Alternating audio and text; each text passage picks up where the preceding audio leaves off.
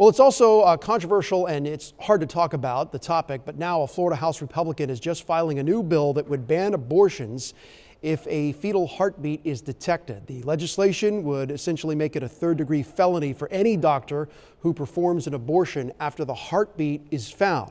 However, there would be an exception if the mother's life is in danger. That bill will be considered during the legislative session that starts in March in Tallahassee. Currently, abortions in the state of Florida are allowed up to the 24th week of pregnancy.